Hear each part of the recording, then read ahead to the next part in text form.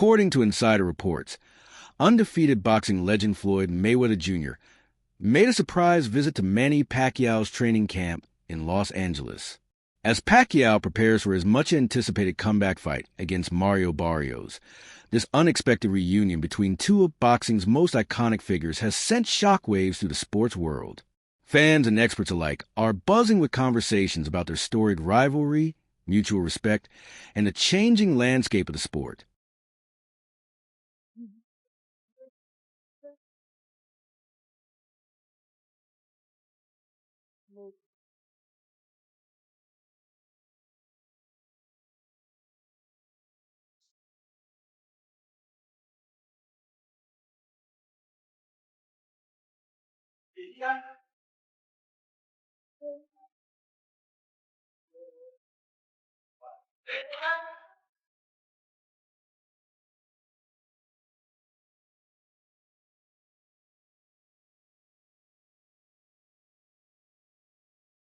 Mayweather's visit to Pacquiao's camp was far from a casual drop-in.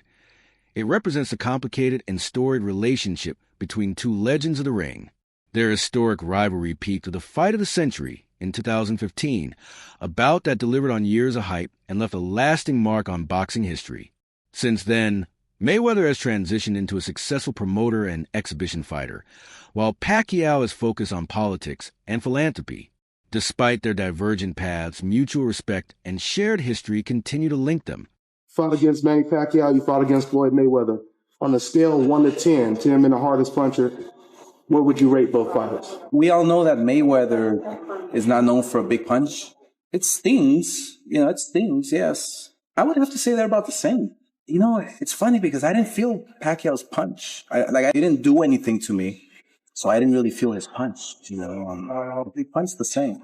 The only difference is that Pacquiao has the ability to really maybe knock you out, but he's got to land that perfect punch. And Pacquiao's more of a, he doesn't have that good timing like Mayweather. What about speed?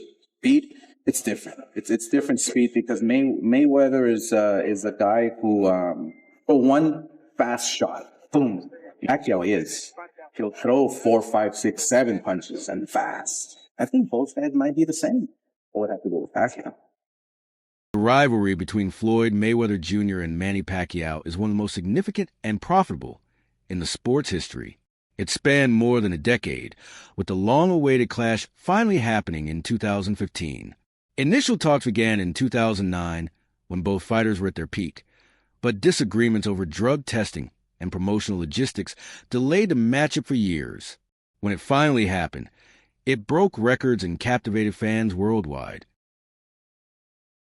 Any version of Mayweather would have always beaten Pacquiao, in my opinion. I think Mayweather would have always done what's necessary for Pacquiao. Manny Pacquiao had a greater career, but I think Mayweather is a better fighter.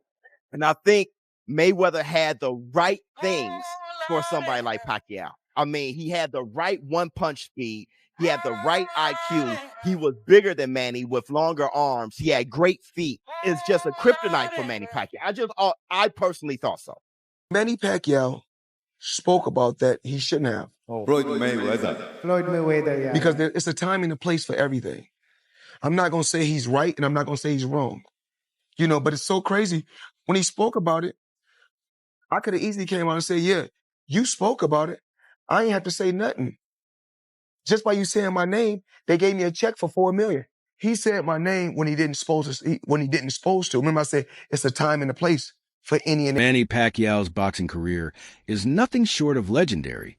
He has won 12 major world titles and captured the lineal championship in 4 weight classes: flyweight, featherweight, super featherweight, and super lightweight. Remarkably, Pacquiao is the only boxer to win world titles in 4 different decades, from the 1990s through the 2020s. His fights have drawn massive audiences and generated over $1.22 billion across 25 pay-per-view events, solidifying his status as a global icon. Philippine boxing legend Manny Pacquiao leads ESPN's list of top 25 Asian athletes of the 21st century. The 8th Division World Boxing Champ bested the likes of Chinese basketball icon Yao Ming and Japanese baseball superstar Ichiro Suzuki, who finished second and third respectively. Completing the top 5 are Korean football star Song Hong-min and Japanese-American Naomi Osaka. Also making the list, the Philippines' first ever Olympic gold medal winner, weightlifter Heidelin Diaz, and the PBA's 7-time PBA MVP, Junmar Fajardo. September 2021, Pacquiao announced his retirement from boxing to focus on his political career. He ran for president of the Philippines in the 2022 elections, but did not win. Despite the political setback, he remained active through his role as a senator and continued to champion numerous charitable causes across the Philippines. Your thoughts on Manny Pacquiao's retirement? One of the greatest fighters we've ever seen. Never ran from anybody. Had completely respected the sport of boxing. Was an ultimate champion. And I have to tell you, one of the nicest human beings you'll ever meet on the planet Earth. I mean, when people...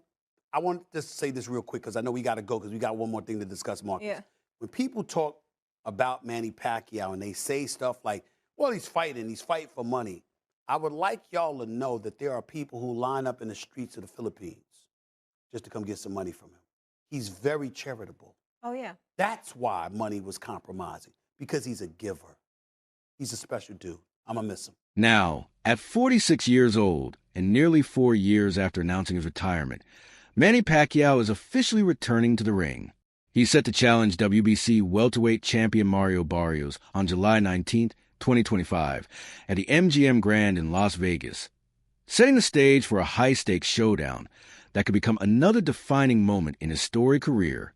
Manny Pacquiao versus Mario Barrios is a done deal. Fight will either happen July 19th or July 26th in Las Vegas or San Antonio, and it's not going to be a pay-per-view. It's going to be free on Amazon Prime. Whew. We blast Jake Paul for these types of fights. And yet a current world champion in Mario Barrios is going to go after Manny Pacquiao. Listen, I get it. You get to share the ring with the legend of Manny Pacquiao, one of the greatest to all ever do it. But he's been retired now. He's already in the Hall of Fame. Manny Pacquiao did not look good in his previous exhibition he did last year either. Mario Barrios should easily run laps around Manny Pacquiao, destroy him. Why are we wasting time with this type of fight? It makes absolutely no sense to me. Listen, 147, welterweight. Me and Talani just got done talking about this in our interview. 147 is a historically great boxing division. And there is great talent in the division right now. But the problem is that guys don't want to fight each other. We don't want unifications. We don't want undisputed. And we're getting fights like Manny Pacquiao versus Mario Barrios. Why? This fight makes absolutely no sense. If this is even somewhat competitive, that is embarrassing on Mario Barrios' part. Why are we wasting time with this fight? Listen, Brian Norman Jr. should be fighting Boots Ennis, but he chose a decent alternative. Fighting Sasaki in Japan is fine. That's still two debatably top 5 fighters in the welterweight division fighting each other. I'm A-okay with that decision. Boots Ennis finally stepped up and he did the unification fight against Danny Onis. Great. Manny Pacquiao versus Mario Barrios. Okay, if this was for a massive bag, I get it.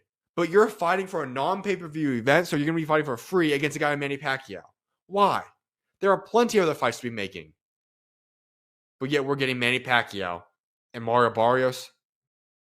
Is Manny Pacquiao even ready to fight in the ring? Why is he... I get he still loves the sport, but listen.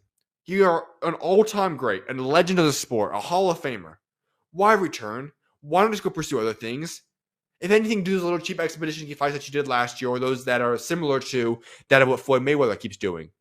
Why is Manny Pacquiao doing a real legitimate fight? I get for its world championship, but against Mario Barrios. And why is Mario Barrios agreeing to this? Boxer George Kambosos Jr. has often spoken about the immense impact Manny Pacquiao had on him during their time training together. He credits Pacquiao not only with helping him improve physically, but also mentally. Kambosos learned the importance of mindset, discipline, and strategic preparation, valuable lessons that shaped his approach to the sport.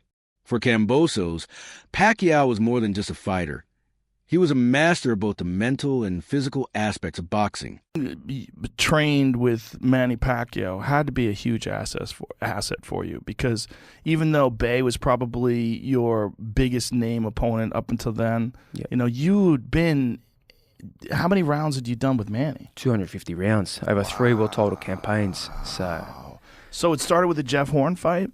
It did, yeah. When Jeff got, obviously, the fight with Manny Pacquiao, I was in Los Angeles, and I was sparring his ex-sparring partners, Jose Ramirez and Ray Beltran. I was doing 5-on-5, and these guys are good fighters, former world champions. And Freddie come over and goes, Manny's got the Jeff Horn fight. So yeah, I'm hearing about it. He goes, well, you're sparring his sparring partners. How would you like to go against your countrymen and help Manny prepare? Mario Barrios, a 29-year-old fighter from San Antonio, Texas, currently holds the WBC welterweight title.